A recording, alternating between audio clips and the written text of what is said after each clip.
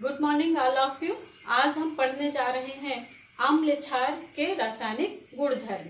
अम्ल क्षार के रासायनिक गुणधर्म कौन कौन से हैं, इनके बारे में आइए हम जानते हैं। अम्ल जब धातु के साथ अभिक्रिया करते हैं तो उस समय क्या अभिक्रिया होती है, आइए इसके बारे में जानते हैं। तो हम एक अम्ल लेते हैं H2SO4 सल्फ्यूरिक अम्ल।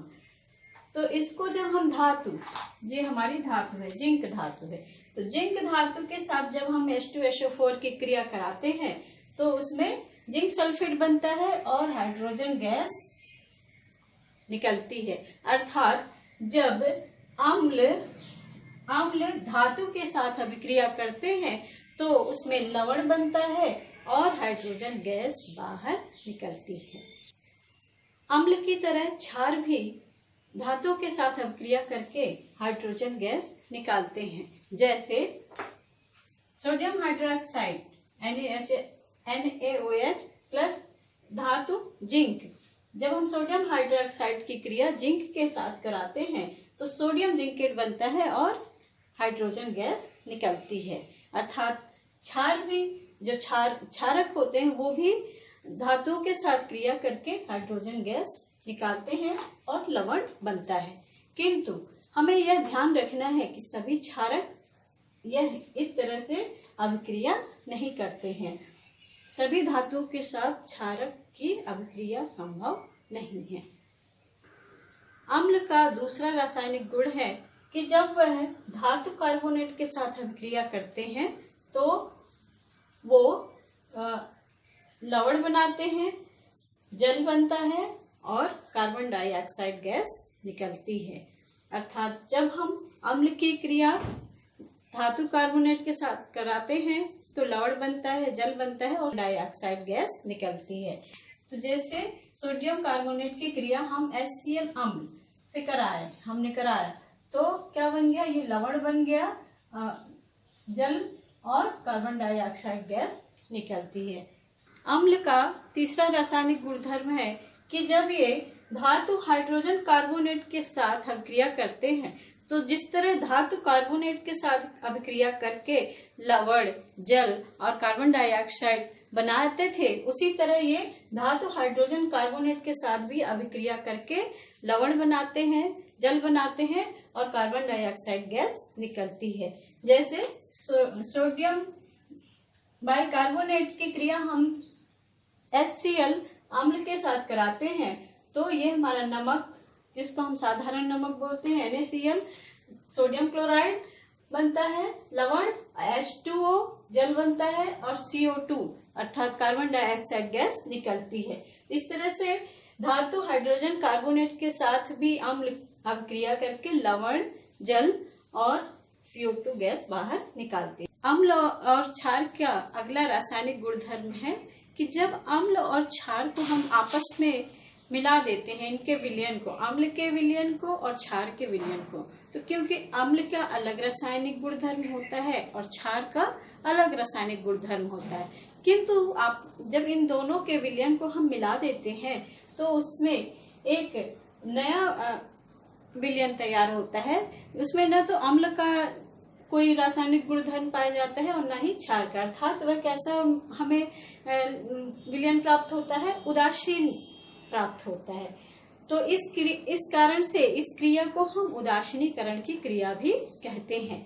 जैसे अम्ल और क्षार को जब हम आपस में मिलाते हैं, सोडियम हाइड्रोक्साइड और हाइड्रोक्लोरिक अम्ल, तो सोडियम हाइड्रोक्साइड और हाइड्रोक्लोरिक अम्ल को जब हम मिला देते हैं तो NaCl अर्थात सोडियम क्लोराइड बनता है, लवण और जल और ऊष्मा बाहर निकलती है और इस पूरी क्रिया को हम उदासीनीकरण की क्रिया कहते हैं। इस अम्ल का अगला रासायनिक गुणधर्म है कि जब हम अम्ल के साथ धात्विक ऑक्साइडों की क्रिया कराते हैं तो हमें क्या प्राप्त होता है, आइए हम देखते हैं। तो copper oxide CuO copper oxide की क्रिया जब हम HCl अर्थात हाइड्रोक्लोरिक अम्ल के साथ कराते हैं तो कॉपर क्लोराइड बनता है और जल बनता है। तो यहाँ पे जब हम धातु ऑक्साइड की क्रिया अम्ल के साथ कराते हैं तो हमें लवण प्राप्त होता है और जल प्राप्त होता है। और यही क्रिया सेम हम जब उदासीनीकरण की क्रिया करते हैं अर्थात अम्ल और क्षार को मिलाते हैं तो लवण बनता है और जल बनता है।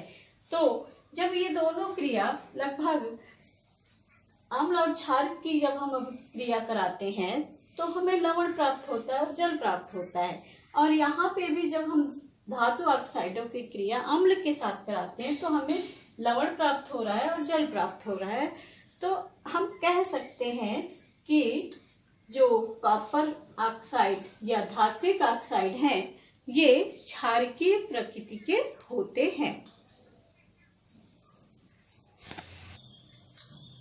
अम्ल के साथ धात्विक ऑक्साइड अभिक्रिया करके लवण बनाते हैं और जल बनाते हैं। क्षारक के साथ अधात्विक ऑक्साइडों की क्रिया करा के देखते हैं क्या होता है। तो जब हम कैल्शियम हाइड्रोक्साइड की क्रिया कार्बन डाइऑक्साइड के साथ कराते हैं तो कार्बन डाइऑक्साइड यहाँ पे अधात्विक ऑक्साइड है और यहाँ ये कैल्शियम हाइड्रोक्साइड क्या है, क्षारक है। तो जब हम दोनों की क्रिया कराते हैं तो यहाँ भी हमें क्या प्राप्त हो रहा है, कैल्शियम कार्बोनेट अर्थात ये लवण प्राप्त हो रहा है और जल प्राप्त हो रहा है। तो यहाँ भी उदासीनीकरण की क्रिया की तरह यहाँ भी क्रिया हो रही है। तो अर्थात अब हमारे पास तो यहाँ क्या है, क्षार है, लेकिन हमारे पास यहाँ अम्ल नहीं है। उदासीनीकरण की क्रिया में अम्ल और क्षार को जब हम मिलाते हैं तो क्या प्राप्त होता है, लवण और जल। तो यहाँ पे भी हम जब क्षार और अधात्विक ऑक्साइड को मिला रहे हैं तो हमें लवण और जल प्राप्त हो रहा है। तो अर्थात हम यहाँ ये कह सकते हैं कि ये जो अधात्विक ऑक्साइड है ये अम्लीय प्रकृति के होते हैं, क्योंकि यहाँ अम्ल नहीं है लेकिन बन क्या रहा है, लवण और जल। तो अर्थात ये जो अधात्विक ऑक्साइड है ये अम्लीय प्रकृति के होते हैं। हम ये इस आधार पर कह सकते हैं कि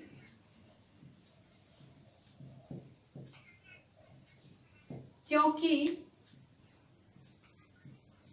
यह भी बस क्षार है और हमने अधात्विक ऑक्साइड लिया तब भी हमको लवण और जल प्राप्त हो रहा है। जब हम अम्ल और क्षार को मिलाते हैं तब भी हमको लवण और जल प्राप्त होता है। तो क्षार हमारे पास है, यहाँ अम्ल नहीं है। तो इससे हम यह निष्कर्ष निकाल सकते हैं कि ये जो अधात्विक ऑक्साइड है वो उनकी प्रकृति कैसी होती है, अम्लीय प्रकृति की होती है। अम्ल और क्षार का जलीय विलयन। जल की उपस्थिति में अम्ल क्या देते हैं, हाइड्रोनियम आयन देते हैं। क्षार जल की उपस्थिति में हाइड्रोक्साइड आयन देते हैं।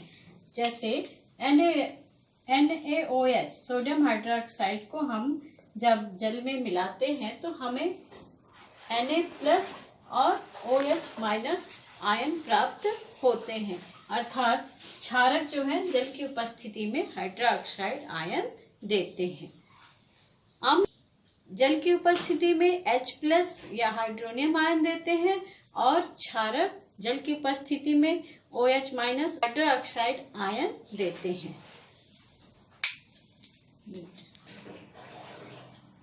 अम्ल और क्षार के हमने हाइड्रोनियम आयन और हाइड्रोक्साइड आयन के बारे में जाना। क्षार जल में घुल के हाइड्रोक्साइड आयन देते हैं और अम्ल जल में घुलकर हाइड्रोनियम आयन देता है। सभी क्षारक जल में नहीं घुलते हैं, यह बात हमें यहाँ ध्यान देने योग्य है। सभी जो क्षारक होते हैं वो जल में घुलनशील नहीं होते हैं और जो क्षारक जल में घुल जाते हैं वो क्या कहलाते हैं, क्षार कहलाते हैं। यहाँ हमें दो बातें ध्यान रखना है कि सभी क्षारक जल में घुलनशील, पहली बात कि सभी क्षारक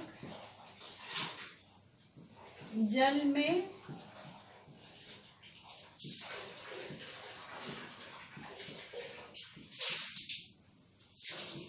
घुलनशील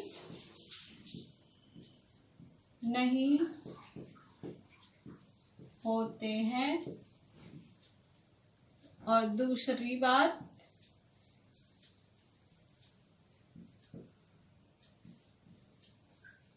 जो क्षारक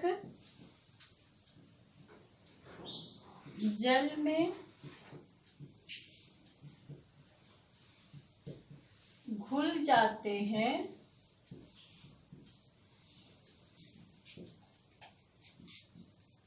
क्षार कहलाते हैं।